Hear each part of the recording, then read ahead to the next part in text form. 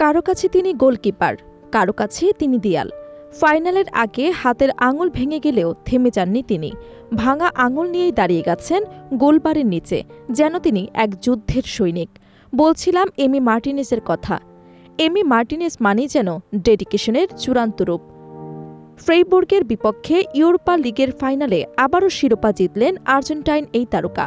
Club ফুটবলে ৩০ বছরের অপেক্ষা শেষ করল অ্যাস্টন ভিলা, আর ইতিহাসের কেন্দ্রে ছিলেন এমি। বিশ্বকাপের আগে আবারও প্রমাণ করলেন বড় মঞ্চে তিনি কখনো হার মানেন না। তবে ইউরোপা লিগের ফাইনালের আগে অ্যাস্টন ভিলা শিবিরের সবচেয়ে বড় দুশ্চিন্তার নাম ছিল এমি মার্টিনেজের চোট। একজন গোলকিপারের সবচেয়ে গুরুত্বপূর্ণ শক্তি তার হাত, অথচ ফাইনালের ঠিক আগেই হাতের আঙুল ভেঙে যায় আর্জেন্টাইন এই তারকার। অনেকেই ভেবেছিলেন হয়তো ফাইনাল মিস করবেন তিনি, কিন্তু এমি মার্টিনেজ যেন অন্য ধাতুতে গড়া। ব্যথাকে উপেক্ষা করে ভাঙা আঙুল নিয়ে নেমে পড়েন ইউরোপা লিগের সবচেয়ে বড় মঞ্চে। ফ্রেইবুর্গের বিপক্ষে অ্যাস্টন ভিলার জার্সিতে গোলবারের নিচে দাঁড়িয়েছিলেন একদম নির্ভীকভাবে। অবশ্য ম্যাচে খুব বেশি পরীক্ষার মুখে পড়তে হয়নি তাকে, কারণ পুরো ম্যাচ জুড়েই আধিপত্য দেখিয়েছে অ্যাস্টন ভিলা। ৩-০ গোলের দাপুটে জয় প্রতিপক্ষকে একরকম উড়িয়ে দেয় ইংলিশ ক্লাবটি। তবে ম্যাচ শেষে সবচেয়ে বেশি আলো কেড়ে নেন এমি মার্টিনেজ, কারণ শুধু একটি ট্রফি নয়, এই ম্যাচ ছিল তার অদম্য মানসিকতার প্রতীকও। এই শিরোপা অ্যাস্টন ভিলার জন্য বিশেষ কিছু।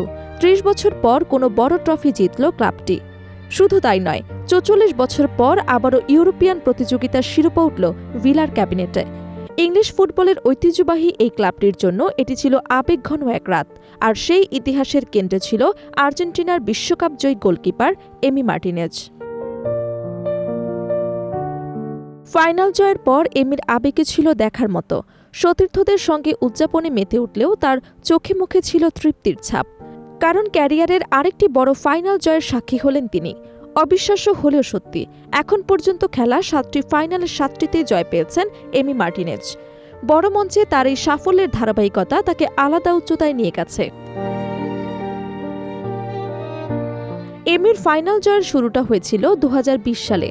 আর্সেনালের হয়ে FA কাপ জয়ের মাধ্যমে প্রথম বড় ট্রফি হাতে নিলেন তিনি। একই বছর জেতেন কমিউনিটি শিল্ডও। এরপর জাতীয় দলের জার্সিতে যেন নিজেকে বড় উচ্চতায় নিয়ে যান মার্টিনেজ। ২০২১ সালে আর্জেন্টিনাকে কোপা আমেরিকা জেতাতে গুরুত্বপূর্ণ ভূমিকা রাখেন। এরপর ২০২২ সালে ফিনালিসিমিয়া এবং কাতার বিশ্বকাপে আর্জেন্টিনার শিরোপা জয়ের অন্যতম নায়ক ছিলেন তিনি। বিশেষ করে কাতার বিশ্বকাপের ফাইনালে তার অবদান আজও ফুটবল প্রেমীদের মনে গেঁথে আছে। ফ্রান্সের বিপক্ষে শেষ মুহূর্তের সেই অবিশ্বাস্য সেভ কিংবা ট্রাইবেকারে তার মানসিক দৃঢ়তা, সব মিলিয়ে তিনি হয়ে উঠেছিলেন আর্জেন্টিনার শেষ ভরসা। আর এবার ইউরোপা লিগের শিরোপা জিতে নিজের ট্রফি ক্যাবিনেটকে আরও সমৃদ্ধ করলেন এই তারকা গোলকিপার। ৭ ফাইনালে ৭ জয়, এমন রেকর্ড খুব কম ফুটবলের ক্যারিয়ারই দেখা যায়। তাই অনেকেই তাকে এখন ফাইনালের সৌভাগ্যের প্রতীক বলেও ডাকতে শুরু করেছেন। বিশ্বকাপ সামনে রেখে এমি মার্টিনেজের এই ফর্ম নিঃসন্দেহে আর্জেন্টিনার জন্য বড় স্বস্তির খবর। ডিফেন্ডিং চ্যাম্পিয়ন হিসেবে ২০২৬ বিশ্বকাপে নামবেন আর্জেন্টিনা, আর সেই মিশনে সবচেয়ে গুরুত্বপূর্ণ ভূমিকাগুলোর একটি থাকবে এমির কাঁধে।